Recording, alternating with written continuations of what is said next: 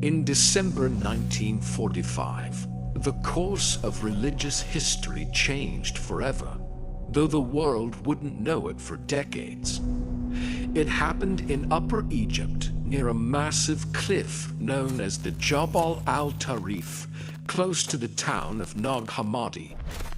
It didn't begin with a team of archaeologists or a university expedition. It began with a murder, a blood feud, and a literate farmer named Muhammad Ali al-Saman. He was digging for sabak, a soft, nutrient-rich soil used as natural fertilizer for crops. As he struck the ground, his shovel hit something hard. It wasn't a rock.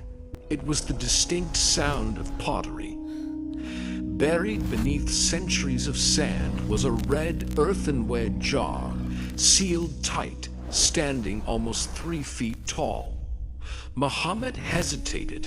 In local folklore, buried jars often contained jinn, a malevolent spirit trapped by magic. He considered leaving it. He considered smashing it. But greed and curiosity overcame his superstition. He hoped for gold. He raised his mattock and smashed the jar. There was no gold. No spirit rose from the dust.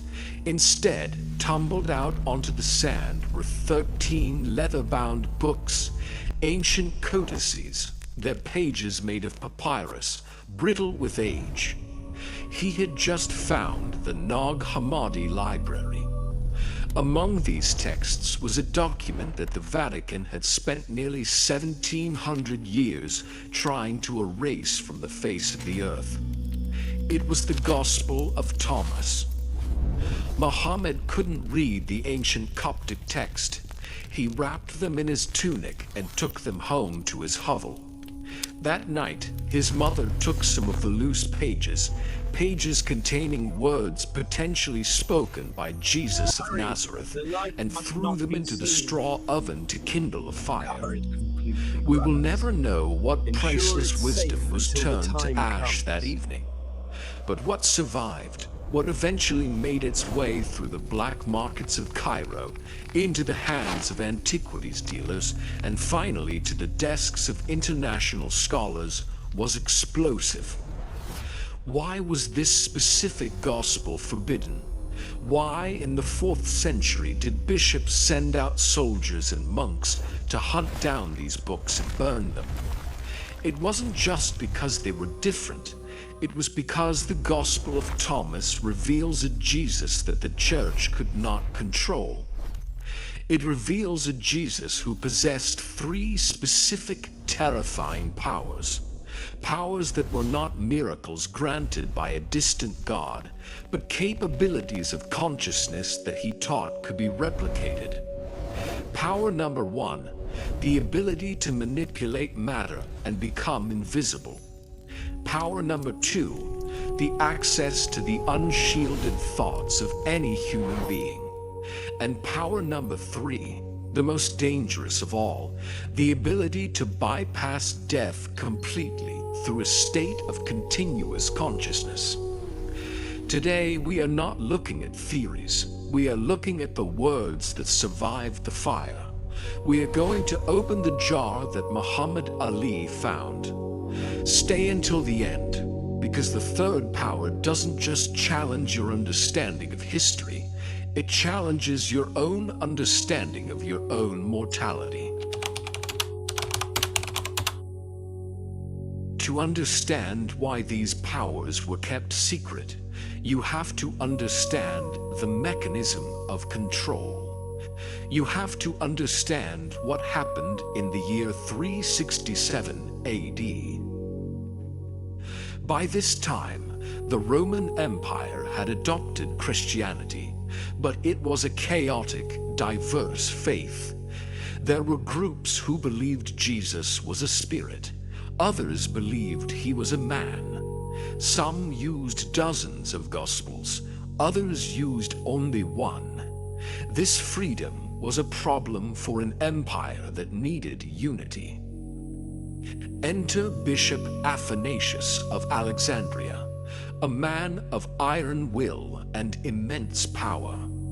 In 367 AD, he wrote his famous Festal Letter of 39. In this letter, he listed the 27 books of the New Testament that we know today: Matthew, Mark, Luke, John, and the epistles. But he went further. He issued a command that would darken the Western world for a millennium. He declared that these books alone were the source of salvation. Anything else was heresy. He ordered the apocryphal books to be purged. This was not a suggestion, it was a military order. Monks swept through monasteries in the Egyptian desert. They ransacked libraries. They pulled scrolls from shelves and threw them into bonfires. The smell of burning papyrus, the smell of lost history filled the Nile Valley. The Gospel of Thomas, the Gospel of Philip, the Gospel of Truth, documents that claimed to contain the secret teachings of Jesus to his inner circle, were declared illegal. Possession of them was treason against the Church and the Empire. But in one monastery, likely the Pacomian monastery near Nag Hammadi, someone disobeyed. A monk, whose name is lost to history, couldn't bear to burn the words of the Master.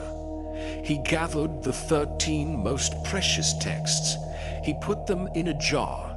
He sealed it with bitumen to keep out the moisture, and he buried it under the cliff, praying that a future generation would be wise enough to understand what his generation had outlawed. For 1600 years, the Church won. The Gnostic Gospels were forgotten. The only Jesus we knew was the Jesus of the canon, the humble carpenter, the sacrificial lamb, the Jesus who asks for faith, not the Jesus who demands knowledge. But the earth keeps secrets only so long. When that jar broke in 1945, the monopoly ended. We can now read exactly what Athanasius didn't want you to see. And the first thing we find is a power that sounds more like quantum physics than religion. Let's look at the first power, invisibility. In the canonical Gospels, the ones you find in your Bible today, there are strange moments that pastors rarely explain. They are glossed over as mysterious escapes. But when you read them with the key provided by the Gospel of Thomas, they stop being mysteries and start being mechanics. Look at Luke 4:30. Jesus is in his hometown, Nazareth. The crowd is furious at his claims. They drag him out of the synagogue, push him to the edge of the hill on which the city is built, intending to throw him down the cliff. He is surrounded. There is a mob in front of him, a precipice behind him. There is physically nowhere to go. And then the verse simply says, "But he passed through the midst of them and went away." How? Did he push them aside? Impossible against a mob. Did he run? They would have caught him. The text says he passed through the midst of them. Now look at John 8:59. A similar situation in the temple. The religious leaders pick up stones to kill him. The verse states, Jesus hid himself and went out of the temple. The Greek word used is ekribe. It literally means he was concealed or he made himself hidden. He didn't run away and then hide. He hid himself while in the temple and then walked out. The Church Fathers often interpreted these as miracles of providence. God blinded the eyes of the mob. But the Gospel of Thomas offers a different explanation, one that places the power directly in Jesus' control over matter itself.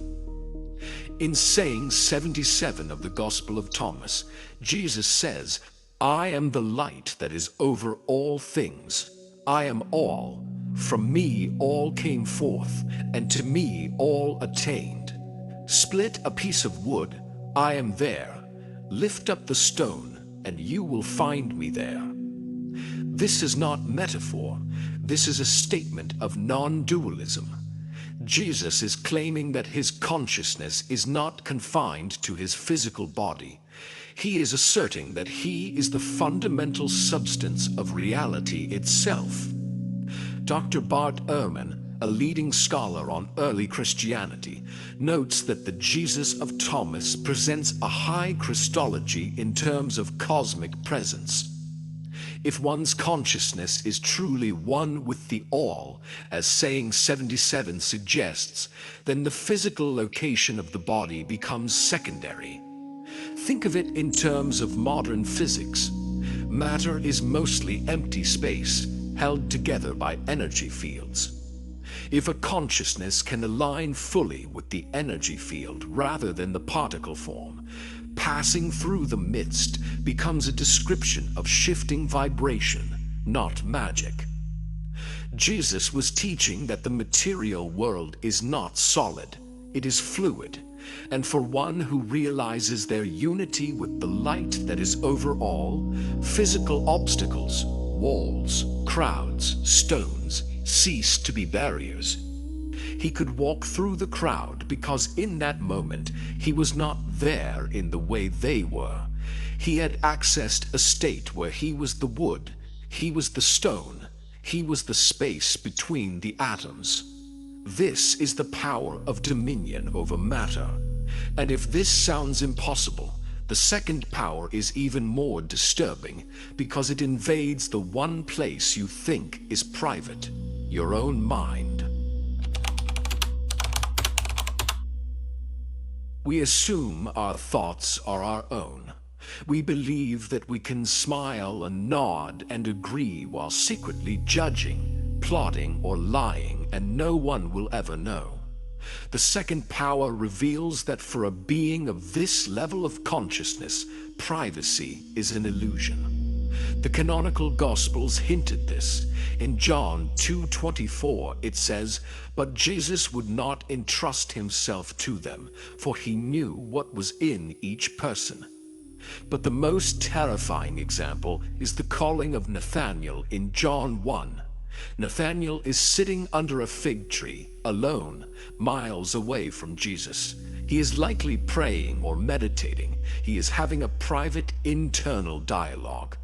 Later, Philip brings him to Jesus. Before Nathanael says a word, Jesus says, "Behold, an Israelite in whom there is no deceit." Nathanael is shocked. He asks, "How do you know me?" Jesus answers, "Before Philip called you, when you were under the fig tree, I saw you." Nathanael instantly falls to his knees and calls him the Son of God. Why? Not because Jesus saw him physically sitting under a tree. That's just good eyesight. It's because Jesus saw inside him. He saw the no deceit. He saw the private thoughts Nathanael was having in that moment of solitude. Now let's bring in the Gnostic texts. The Gospel of Thomas, saying 5, states, "Know what is in front of your face, and what is hidden from you will be disclosed to you. For there is nothing hidden that will not be revealed." And saying 6, "Do not tell lies, and do not do what you hate, for all things are plain in the sight of heaven."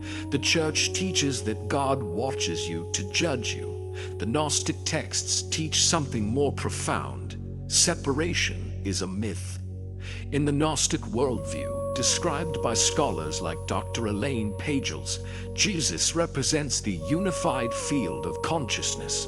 When you access this field, you don't read minds like reading a book. You realize that there is only one mind. The thoughts of others are not separate from you, because they are not separate from you. Imagine the scene in John 8, the woman caught in adultery. The scribes drag her in, rocks in hand, bloodlust in their eyes. They want to trap Jesus. He kneels and writes in the dust. He doesn't say a word initially, but as the text says, they were convicted by their own conscience. Why? Because in his presence, their shields dropped. He didn't just look at them, he looked through them. The oldest men left first. Why? Because they had the most secrets. They realized that this man wasn't guessing, he knew. He knew the mistress, the stolen coin, the hidden envy. He was a mirror reflecting their souls back to them in high definition. This is the power of omniscience, not as a magical superpower, but as the natural result of dissolving the ego. When the I disappears, the barrier between my thoughts and your thoughts vanishes. If the Vatican feared the first power because it made Jesus uncontrollable, they feared this second power because it made the priesthood unnecessary. If you can directly access the truth of the soul, you don't need a confessional booth. You don't need a mediator. You stand naked before the divine. But it is the third power that posed the greatest threat to the survival of the Church itself. Before we reveal the third power, we must address the elephant in the room. Why hide this? Why would the Church want to suppress powers that make Jesus look even more divine? It seems counterintuitive. Wouldn't the Church want a superhero Jesus? The answer lies in a theological concept known as high Christology versus low Christology. High Christology views Jesus as exclusively divine, God descending to earth, unique, unrepeatable. You worship him, you pray to him, you depend on him to save you because you cannot save yourself. This is the model the Emperor Constantine and the Council of Nicaea chose in 325 AD. It builds a perfect hierarchy: God, Jesus, Pope, priest, and you. The Gnostic Gospels and the Gospel of Thomas specifically present a unique blend. They show a Jesus with high powers but a low accessibility. They suggest that Jesus is not an anomaly to be worshipped, but a prototype to be followed. Dr. James Tabor calls this the firstborn model. Jesus is the first to achieve this state, but the intention is for his followers to achieve it too. Recall John 14:12, a verse that somehow slipped through the censors. The works that I do shall he do also, and greater works than these shall he do. Greater works. If you can do what Jesus did, the hierarchy collapses. The Church becomes a school, not a gatekeeper. And the ultimate graduation test of this school is the third power, the conquest of the final enemy. Death, the great equalizer. The terrifying end that drives human fear, ambition, and religion. The Church promises that if you believe, you will be resurrected on the last day. It is a future promise for a physical body. The Gospel of Thomas offers a different promise, a promise of now. Saying 1 of Thomas opens with this bold claim: whoever finds the interpretation of these sayings will not taste death. Will not taste death. This doesn't mean the body won't stop breathing. Jesus' body died on the cross. It means the continuity of consciousness will not be broken. Saying 11 adds a cryptic layer. The dead are not alive, and the living will not die. In the Gnostic view, the dead are the people walking around us every day, asleep, unconscious, driven by ego and instinct. They are spiritually dead. When their body dies, their consciousness dissipates because it was never truly formed. The living are those who have awakened the divine spark within, those who have, as Thomas says, brought forth what is within. For them, physical death is merely shedding a garment. There is no loss of self. There is no sleep waiting for a trumpet blast. There is only an immediate transition. The Gospel of Philip, another text found at Nag Hammadi, makes the most controversial statement of all regarding the resurrection. Those who say that the Lord died first and then rose up are in error, for he rose up first and then died. Let that sink in. He rose up first and then died. This reverses 2,000 years of dogma. It means resurrection is not a zombie-like reanimation of a corpse. It is a state of spiritual enlightenment achieved while you are alive. Jesus resurrected before the crucifixion. He had already achieved the state of immortal consciousness on the Mount of Transfiguration. So when the Romans nailed him to the cross, they were killing a biological vessel, but they could not touch the man himself. He was already risen. This explains the strange post-resurrection appearances in the canonical Gospels. He appears in locked rooms, John 20:19. He walks with disciples to Emmaus for hours, and they don't recognize him until he chooses to be seen. Luke 24. He is shape-shifting. He is projecting. He is operating from a state of consciousness that dominates matter, exactly as the first power described. Why did the Vatican hate this idea?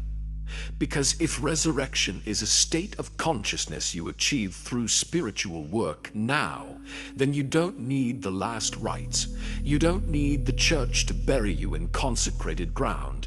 You don't need to buy indulgences or fear hell. You become sovereign over your own eternity. The concept of original sin says you are born broken and need fixing. The concept of the Gospel of Thomas says you are born asleep and need waking. The difference is everything. The peasant, Muhammad Ali al-Saman, didn't know what he found in 1945. He thought he might find gold. He found something far more valuable. He found the lost keys to human potential.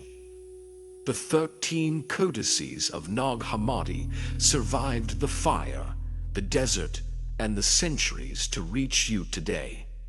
And now, you are faced with the same choice that the Council of Nicaea faced 1700 years ago. On one hand, you have the comfortable Jesus, the Savior who does all the work. You simply believe, obey, and wait for heaven. It is a safe path. It is the path of the child. On the other hand, you have the Jesus of the Gospel of Thomas, the Master who challenges you, the one who says, if you bring forth what is within you, what you have will save you. If you do not have that within you, what you do not have will kill you. This is the path of the adult. It requires responsibility. It requires the courage to look at your own darkness until you have no deceit like Nathaniel. It requires the discipline to realize your unity with the all until you have dominion over your reality. It requires you to rise up before you die. The Vatican banned these texts because they knew that an empire cannot be built on liberated individuals. It can only be built on dependent subjects. But the jar is broken. The secret is out. Jesus possessed the power of invisibility, omniscience, and immortality. But his greatest secret wasn't that he had them.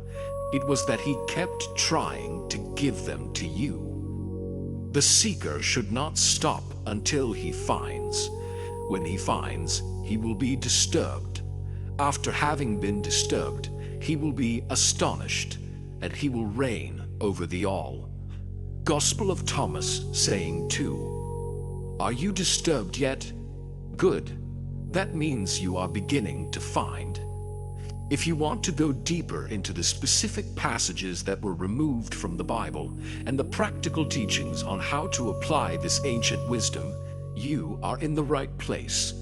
We cannot cover 2,000 years of hidden history in one video, but we are going to uncover it all, piece by piece, right here on this channel. Make sure you are subscribed and your notifications are on. In upcoming videos, we will decode the specific techniques the Gnostics used to achieve this state. You don't need a guide to sell you the truth. You need the discipline to find it.